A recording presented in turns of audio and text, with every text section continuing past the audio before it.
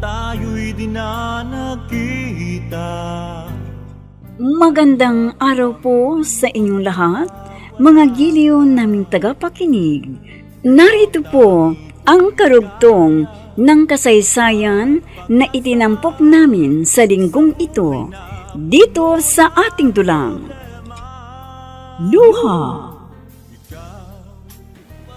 Pasensya ka na, napagkamalan ko siyang naloloko lang. Siya nga pala. Hindi mo pa sinasagot ang tanong ko eh.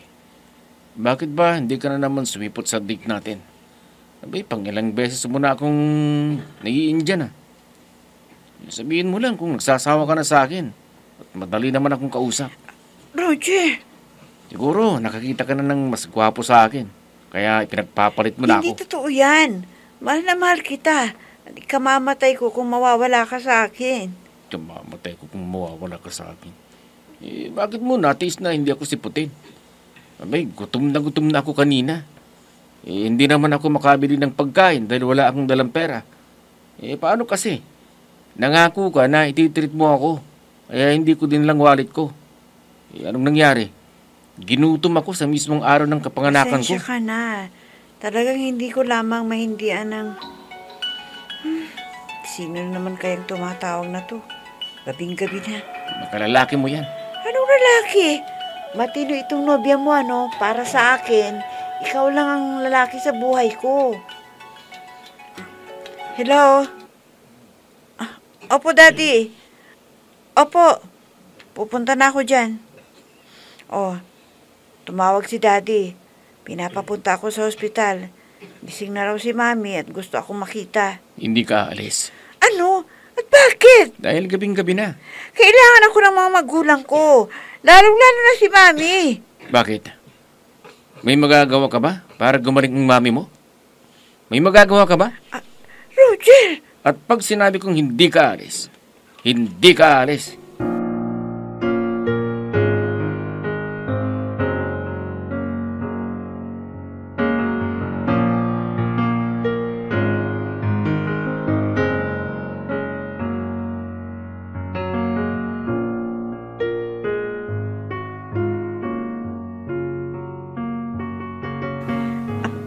Mami. Anak, salamat at dumating ka na. Pasensya na kayo ha. At ngayon lang ako dumating. Kumusta na kayo, Mami? Ano masakit sa inyo? Daples lamang to, anak. Ganun ba? Ano ba talagang nangyari sa inyo? Traffic naman kasi eh. Lumabas ba naman ang mami mo sa sasakyan at nasa gitna kami ng kalsada. Kaya yun, nadaplisan. Ganun ba? Oo. Ang tigas ng ulo kasi. Huwag ka nang bumaba. Sabi ko, pinilit pa rin. Mami naman kasi, hindi niyo na kami inisip ni Daddy. Hayaan mo na, anak. Hindi na maulit yun. Kahit gaano pa ka-traffic, hindi na ako bababa ng sasakyan. Kaya lang, may isa pa tayong problema. Kung okay na kayo, bakit parang malungkot pa rin kayo? May masakit pa ba sa ibang parte ng katawan niyo, Mami? Anak, huwag ka sanang mabimigla. Daddy? Clareng, pagtatapat ko na ba sa anak mo? Ano po yun, Dad? Mayroon pa ba akong dapat malaman? May nakita silang bukol sa tiyan ng mami mo. Ho? Ano po? Bukol sa tiyan ni Mami?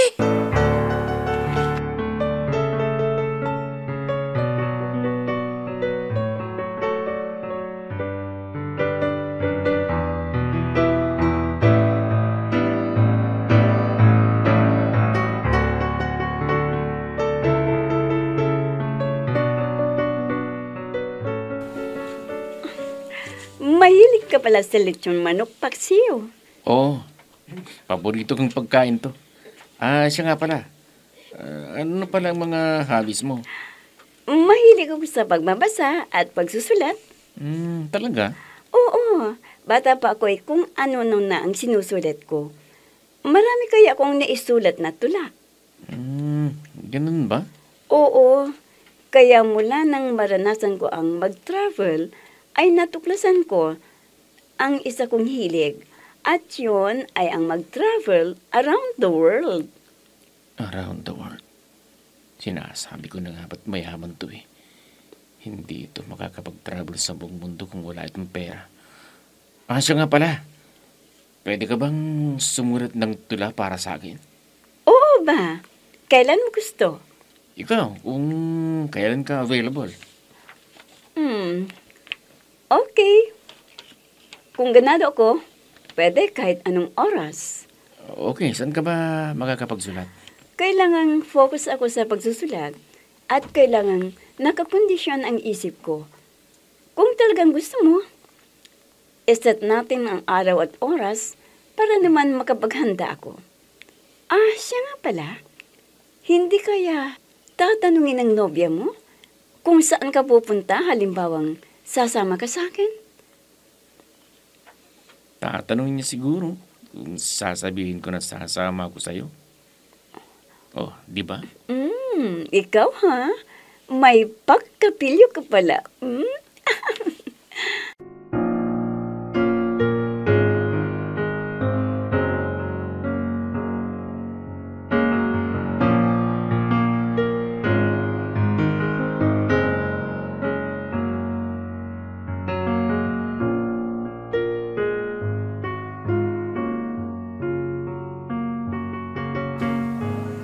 Oo, anak.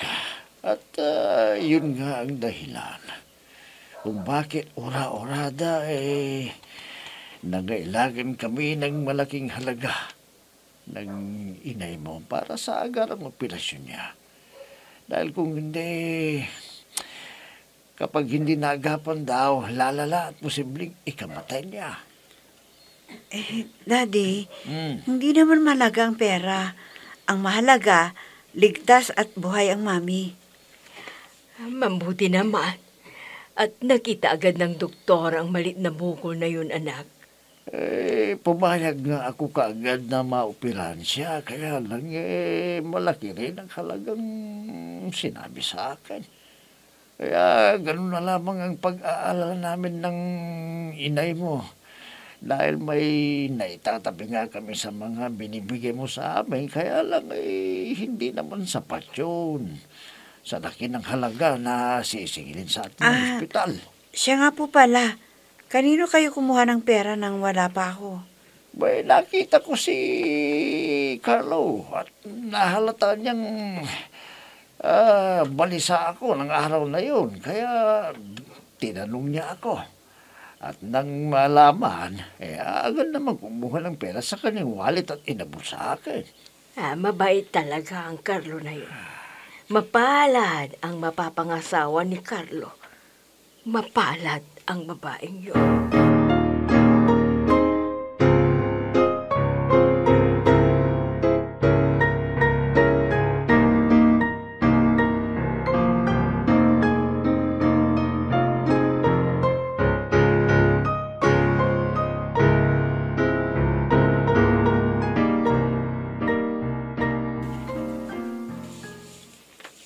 Oh, anak, napasyal ka.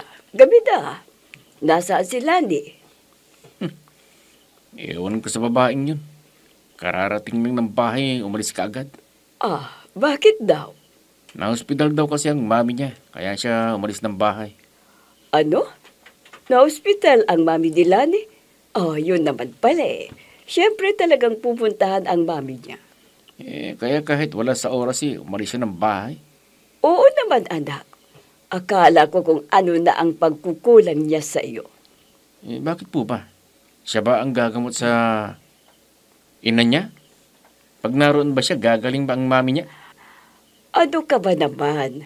Para kang walang magulang kung magsalita. Bakit? Kung ako ba'y na ospital, ay ganyan din ang gagawin at ikakatwiran mo? Hindi naman sa ganun, mama. Ang akin lang, pwede naman niyang may pagpabukas ang pagdalaw niya sa ospital. Hindi yung basta-basta na lamang siyang aalis at iiwan akong mag-isa sa bahay. Alam niyo, birthday ko ngayon eh. At napag-usapan namin kakain kami sa mamahaling restaurant. Kung hindi pa ako binahaginan ng baon ng kasama kong sales lady sa mall, nagutom ako mismo sa araw ng birthday ko. Pagpasensya mo na sila, di anak. Magulang niya yun. Natural lamang na magulang ang priority niya. Ano? Magulang ang importante? Paano naman ako? Bakit? Mayroon bang mas importante kaysa sa akin? Anak, magulang niya yun. Kung minsan ay mas nananaig ang pagiging magkadugo nila kaysa sa asawa. Alalahanin mo, anak, ang asawa o kinakasama ay mapapalitan. Samantalang ang ama o ina, kailanman ay hindi mapapalitan.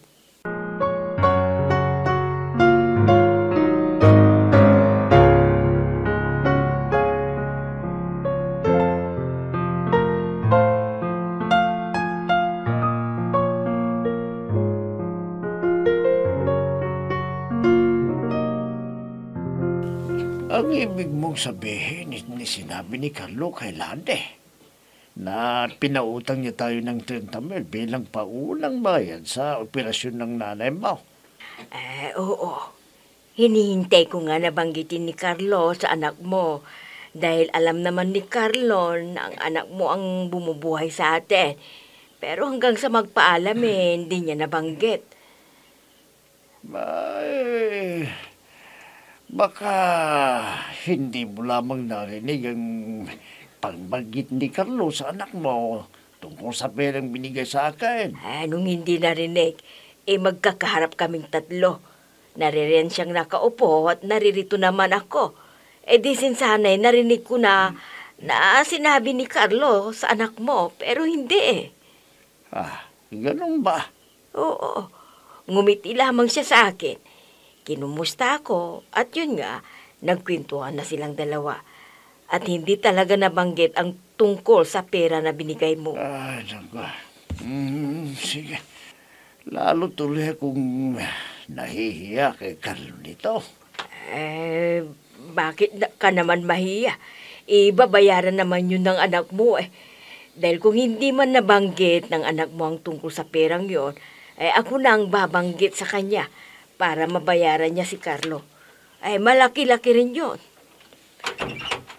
Daddy, Mami, mamayang gabi na lamang po ako babalik dito, ha? Bakit naman, anak? Tinawagan ako ng katrabaho ko. May emergency din po sa kanila, kaya...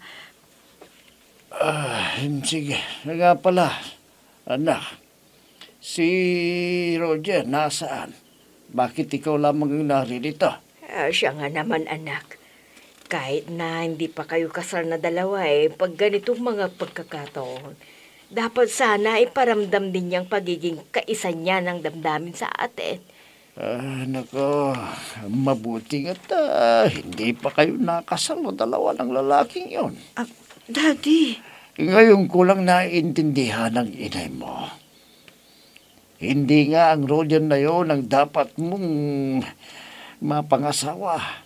Dahil kung hindi, magiging tinik siya sa dibdib namin ng mami mo. Isipin mo ilang araw nang naririto ang mami mo. Hindi man lamang niya madalaw kahit isang gabi o isang araw man lang. Wala man ho si Roger. Ang mahalaga ay ako na anak ninyo. At nangangako sa inyo na kailanman hindi ko kayo pababayaan dalawa. Nag-iisa ka lang.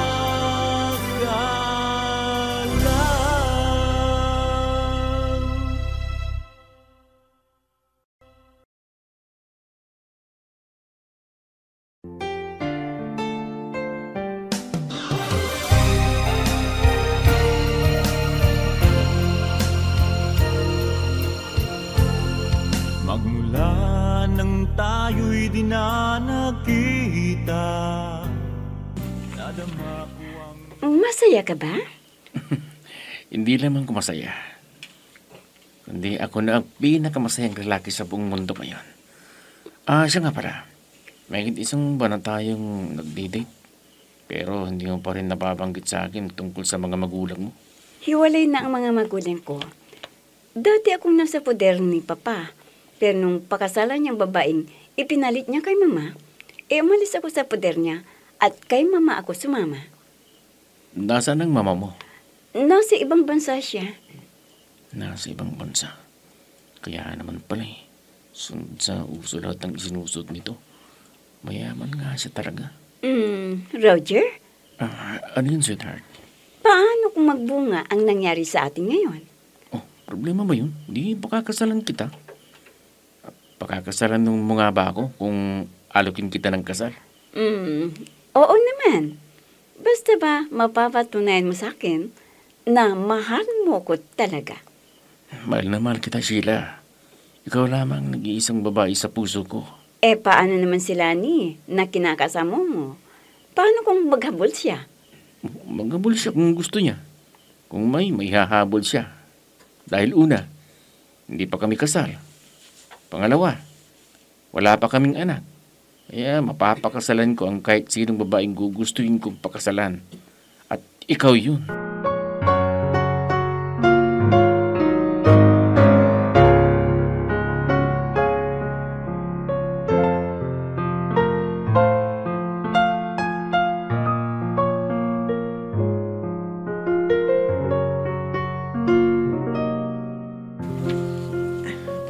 Good morning, Daddy. Oh, anak. Alin ka na pala. Halika. Nakahanda na ang lamesa.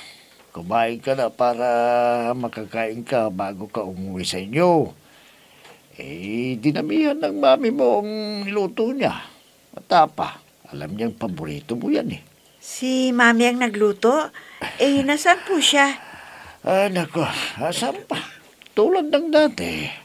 Naroon siya sa suki niyang tindahan at nakikipagkwentuhan na naman. Kinakarlo ang ibig niyong sabihin, Dad? Oo, kinakarlo lang naman ang paborito niyang pagtambayan eh. Ang bihirang Mami, oh. Pinilit niya akong dito matulog kagabi. Yun pala, hindi rin pala kami makakapagbanding dahil nakikipagbanding sa iba. Ay, hayaan mo lang, Mami mo. Kaligayahan niya ang ginagawa niya kaya pinababayaan ko na. Ano ba naman si Mami? Wala pa nga 1 buwan mula nang maoperahan. Larga na naman siya. Hindi niyo ba siya pinipigilan o pinagsasabihan man lang sa tuwing lumalabas ng bahay? Ay, nako. Aawahin lamang ako ng mami mo kung pinipigilan ka. Oh. Gas-gas ng lalamunan ko sa kadadakdak sa mami mo. Pero hindi nakikinig. Sandali nga po at... saan ka ba pupunta, ha? Susunduin ko lang si Mami, Daddy.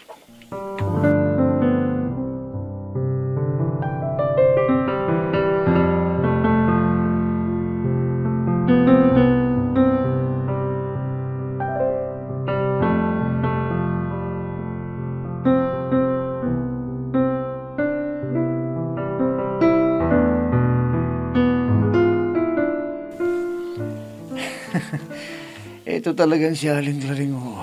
Hindi pa rin nagbabago. Naopera na ho kayo lahat-lahat mapagbiro pa rin kayo hanggang ngayon. Siyempre naman, iho. Dahil kung seryoso tayo lagi, lalo na sa edad ko gito, dako, madali tayong mahulog sa 6 na talampakan. 6 na talampakan? Ano ho yun? 6 na talampakan. Sa English, 6 feet. Na kung hindi mo pa rin naintindihan, ay 6 feet ang bilang sa hukay na paglalagyan sa patay. Naku, sasakit talagang tiyan ko sa inyo, Aling Claring. Mami? Ang anak ko. Sa bahay kasi siya natulog kagabi. Baka susunduin na niya ako para kumain. Hi, Lani. Mami, ano ba naman kayo? Umagang-umaga nangangapit bahay kayo. Hindi kayo nahihiya. Kalalabas niyo lang ng ospital. Nakikimarites na kayo kaagad. Anak, ay sabi ni Carlos sa'yo, hindi mo man lang ba siya babatiin bilang ganti sa pagbati niya sa'yo. Bakit ko babatiin ang lalaki? Ewan. Teka anak, nagagalit ka ba? Kanino ka nagagalit? Sa akin o kay Carlo? nag-isa ka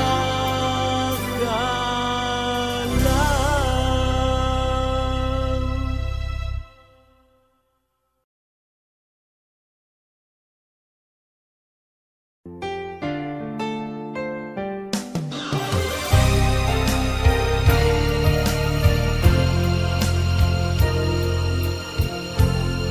Magmula nang tayo'y di na nagkita.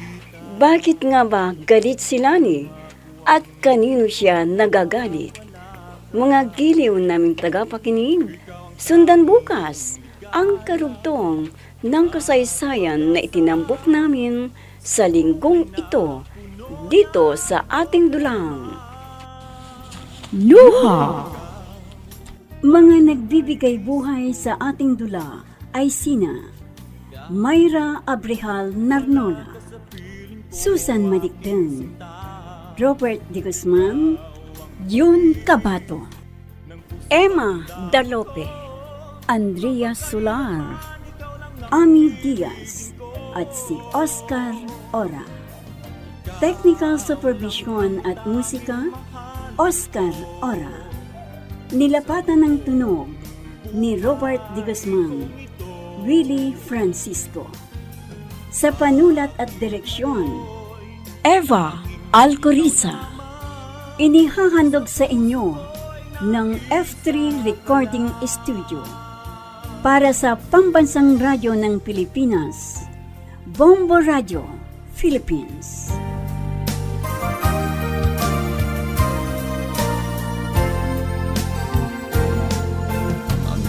Alaala nating di malilimutan, kay sarap ng ating suyuan. Lagi kong natatandaan